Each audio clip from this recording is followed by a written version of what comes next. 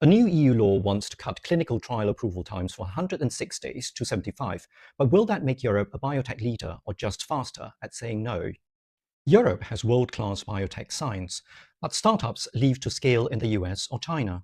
Why? Slow permits, fragmented rules, and a funding gap of 40 billion euros per year. The Biotech Act tries to fix that. So what are the concrete changes proposed? First, strategic projects. Member states can label a project as health biotechnology strategic, and then permits take maximum 10 months, 8 for high impact. Second, faster clinical trials. The clinical trials regulation gets rewritten, approval down from 106 to 75 days for multinational trials. Third, AI and data. The EMA will publish guidance on using AI across a medicine's life, plus data quality accelerators to improve health datasets for training AI.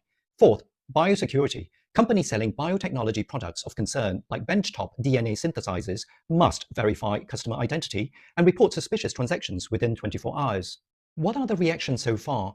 The International Biosecurity and Biosafety Initiative for Science called the voluntary screening system a blind spot and said it's time for the EU to lead in setting global norms for secure, responsible biotechnology. That's a non-profit, not an industry lobby, but industry will fight the biosecurity reporting obligations, 24-hour reporting, and record keeping for 3 years. SMEs say that's a heavy lift. The most contested article, Article 12, the permit granting timeline. Member states can extend it by 3 months in duly justified cases. Greens will say that loopholes follows the rule. Industry will demand automatic approval if deadlines are missed. Trilogues will be brutal. In Parliament, EPP and Renew want faster permits and lighter biosecurity. Greens and S&D will demand stricter oversight and public interest conditions. In Council, competitiveness configuration leads, but health ministers will weigh in on the clinical trial changes. So what's the unlocked angle? Most coverage focuses on medicines, but the Act also amends the General Food Law, creating regulatory sandboxes for GM food products and allowing EFSA to give scientific advice on study design before you even apply. That's huge for agri-biotech. But watch out for Biotech Act 2, which will focus on industrial biotech such as bio-based materials, chemicals, and manufacturing. That's where the real green transition battle will happen. Also, don't expect regulation to solve the funding gap. The US still dwarfs Europe in venture capital. The Act can reduce friction but cannot print money. What's the bottom line?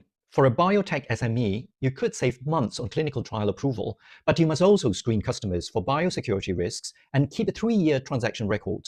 Compliance costs just shifted. If your product requires a 10-month permit, but your competitor in Boston gets a 6-month review, does this Act level the playing field or just codify Europe's slowness?